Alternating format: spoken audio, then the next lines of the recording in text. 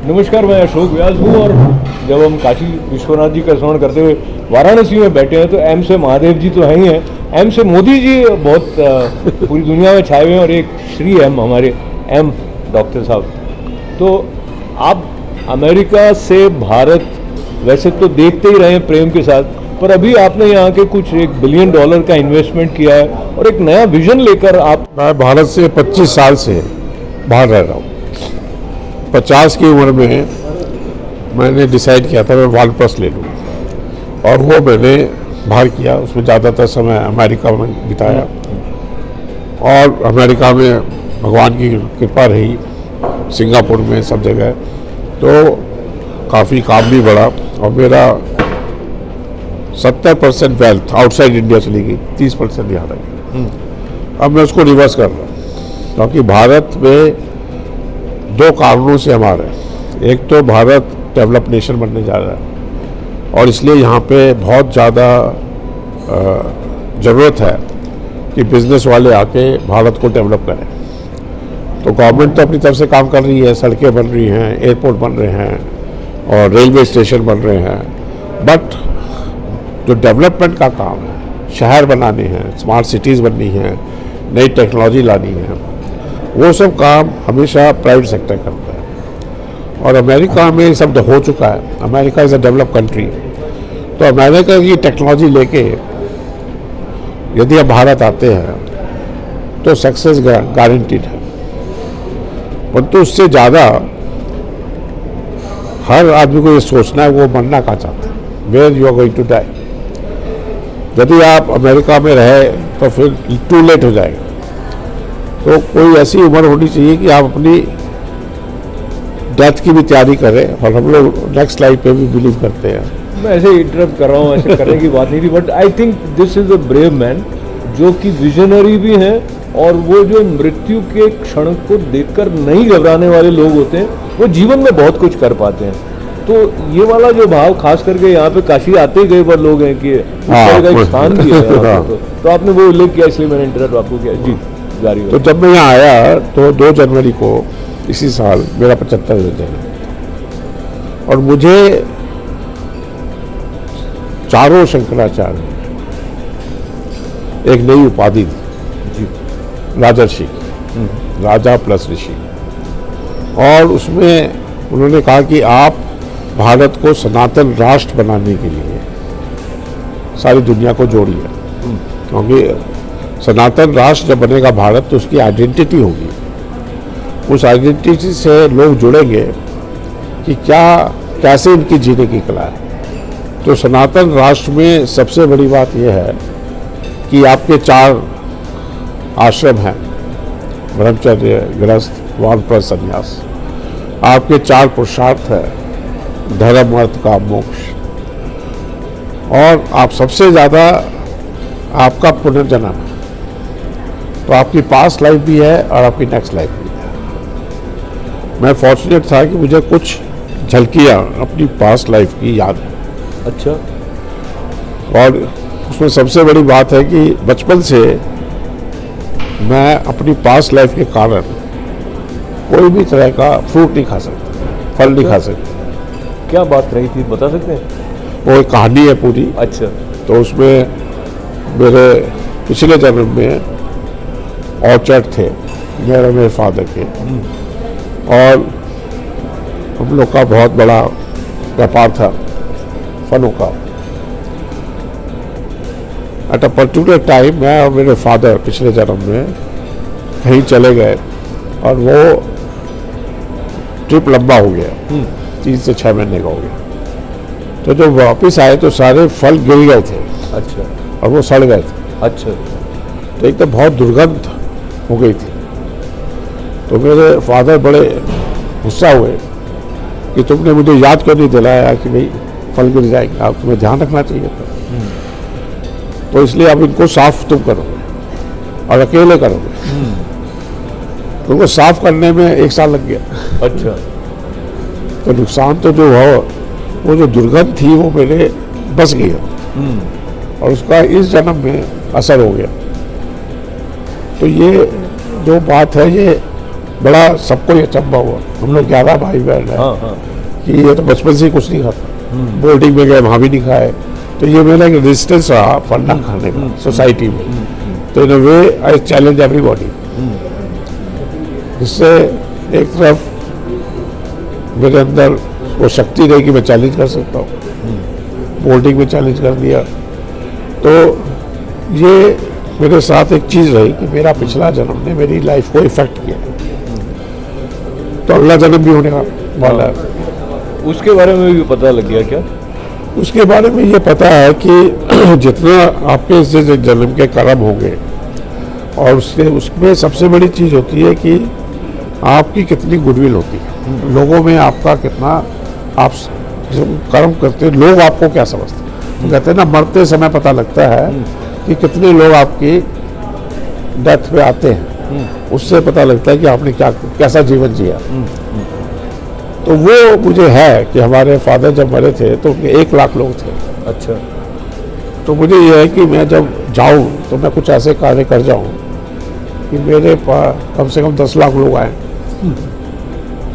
तो वो जो गुडविल पैदा करनी है, तो शंकराचार्य ने कहा कि आप सनातन राष्ट्र बनाइए, आपको ये राजर्षि की उपाधि देंगे। अब सनातन राष्ट्र बनाने के लिए बहुत चेंजेस चाहिए, लॉ चेंज चाहिए।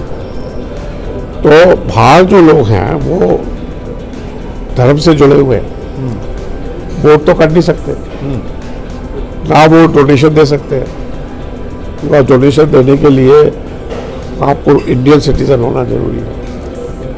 तो वो मैं वहाँ भी था, मैं तो 40 साल से चाह रहा हूँ कि भारत सनातन राष्ट्र बने, और सरकार भी ऐसी आ रही है कि जितनी इच्छा उस तरफ है। पार्लियामेंट जो बनेगी वो उसकी भी इच्छा होगी, उसके लिए 2/3 मेजॉरिटी चाहिए, both in the upper house and lower house. तो इलेक्शन आ ही रहे हैं, तो मैंने सबसे अपील करनी है जो भी हमारे अमेरिका में लोग हैं कि आप लोग, एक लॉ है कि 2 साल के लिए आफ्टर 7 years लिविंग आउट, वो 180 डेज का लॉ आप पे अप्लाई नहीं करता। You can say stay 360 days, 365 days. तो आप लोग 2 साल का के लिए आइए भारत, और अपना बेस तैयार करिए, जिससे कि बड़ी उम्र में फिर आना मुश्किल हो जाता है। तो किसी भी उम्र में आप हो तो एक ऐसा बेस तो हो कि मरने के लिए आपको जगह हो बनारस, कि वहाँ बाहर ना मरें आप। क्योंकि वहाँ यदि मरेंगे तो वहाँ तो देखिए 100 लोग भी इकट्ठा करना मुश्किल है, और वहाँ आप एक फॉरेन लैंड में होंगे तो वो गुडविल नहीं हो सकती। यहाँ पे आपके गांव हैं, शहर हैं, जहाँ के भी आप हैं, तो मैं उसके लिए एक शहर भी बना रहा हूँ, एक नया शहर का मैंने इन्वेस्टमेंट कर रहा हूँ, मोदीपुर करके, दिल्ली से 2 घंटा दूर। अच्छा।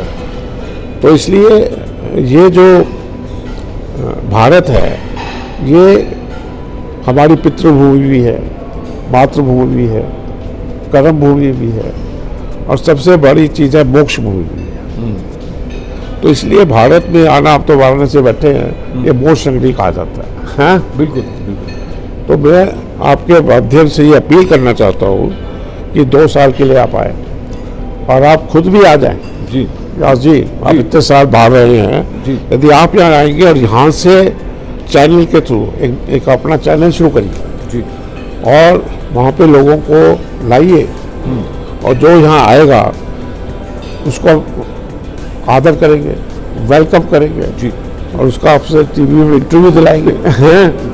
तो जब लोग आएंगे तो उनको लगेगा कि यहाँ उनको पॉपुलर होंगे, और अमेरिका में भी उसके साथ प्रेरित होकर और लोग आएंगे। तो मैं तो आ चुका हूँ, और मैंने अनाउंस भी कर चुका है, और इकोनॉमिक टाइम्स में सब आर्टिकल आ चुके हैं। 2 तारीख को अनाउंसमेंट किया राजर्षि का, हाँ, और 5 तारीख को अनाउंसमेंट किया, 5 जनवरी को अपने इन्वेस्टमेंट। वो दोनों फ्रंट पेज न्यूज़ है यहाँ के इकोनॉमिक टाइम्स, वो तो आप दिखा दीजिएगा। तो ये सब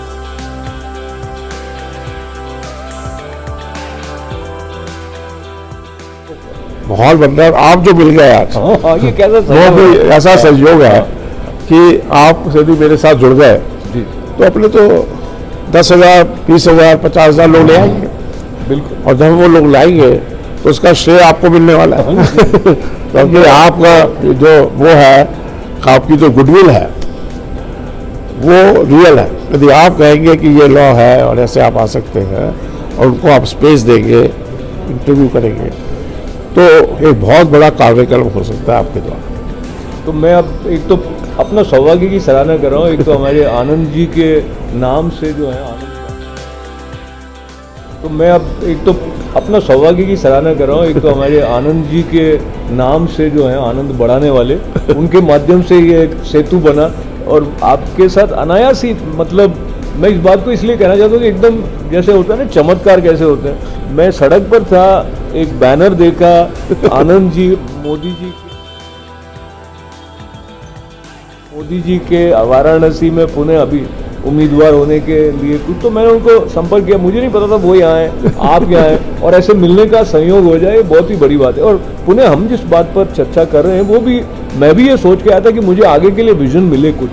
तो काशी विश्वनाथ जी ने भी मुझे आपके माध्यम से ये संकेत किया है, और मैं आपकी उपस्थिति में ये मुझे समानांतर आपके अंदर और जो अमेरिका के एंटरप्रेन्योर एलन मस्क का नाम आता है, हाँ। तो विजन के हिसाब से देखा जाए तो जो out of the box thinking real terms में होता है, उस बंदे ने जिस तरह के प्रकल्प लिए वो दिखता है। और अभी जो बात आप करें वो भी मुझे लगता है एकदम out of the box thinking है। जब लोग सोचते हैं अब मैं अपने बूट्स छोड़ने वाला हूँ, तब आप कहते भाई बूट कहाँ छोड़ रहे हो, अभी आप रीबूट हो जाए, रीबूट हो गए।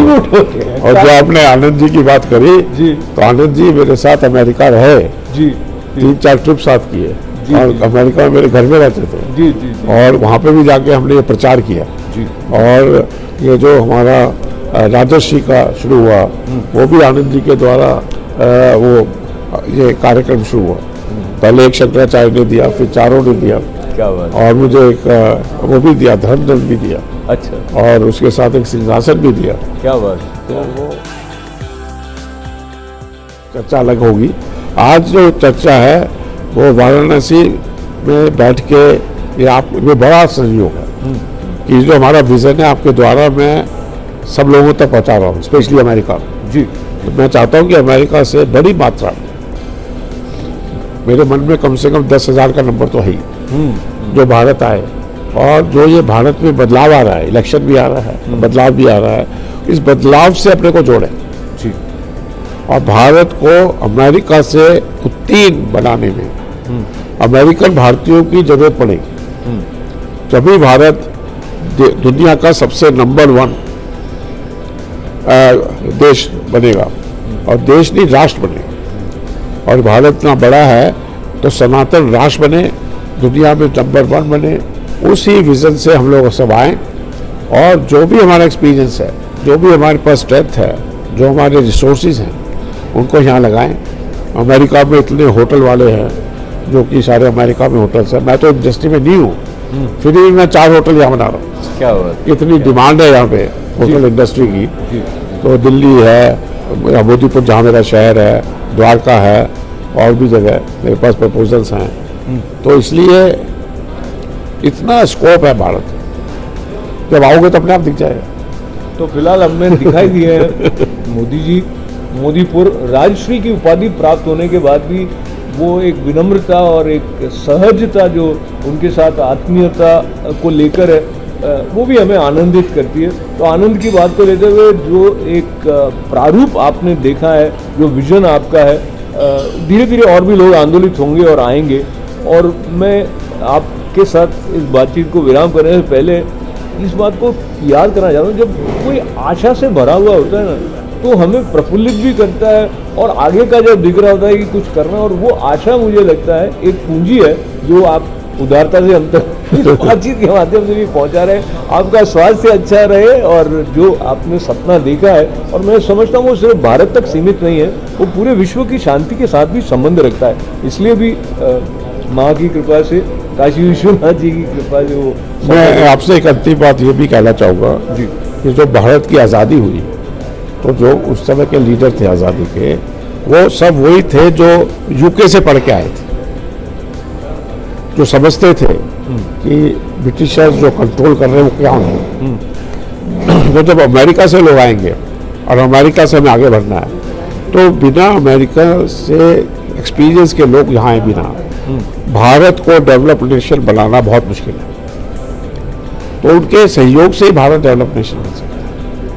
क्योंकि खाली भारतीय लोग जिन्होंने कभी डेवलप नेशन में रहे ही नहीं, अंडरस्टैंडिंग नहीं है, वो कैसे बनाएंगे जिसको ज्ञान ही नहीं है। और जब हम शहर बनाते हैं, जब हम इन्वेस्टमेंट कर रहे हैं, तो उसको इस हिसाब से कर रहे हैं कि अमेरिका से हिसाब से उससे भी बढ़िया बने, नया बनेगा। तो इसलिए ज़रूरत है कि जो लोग होटल इंडस्ट्री से जुड़े हुए हैं, जो लोग आईटी से जुड़े हुए हैं, जो लोग आपके मेडिकल से जुड़े हुए हैं, जो लोग अदर बिजनेस से जुड़े हुए हैं, वो अपने सारे resources including money, experience, connection अपने साथ और इन्वेस्टर्स भी लाएंगे, सब लेके यदि भारत में आते हैं तो भारत का जो पूर्ण रूप है वो सामने आएगा।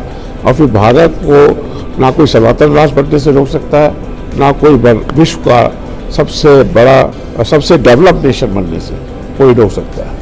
क्या बात है। तो बस एक शब्द को मैं ऐसे दोहरा रहा हूँ, जो FDI की बात हम करते हैं, फॉरेन डायरेक्ट इन्वेस्टमेंट, तो जैसे आप बात कर रहे थे वो फुलफिलमेंट, डायरेक्ट इंक्लूजन अभी इंडिया वाली चर्चा आ रही है। तो एक बार फिर से मंगल कामनाएं, प्रणाम। नमस्कार। राजशी जी, नमस्कार आपको।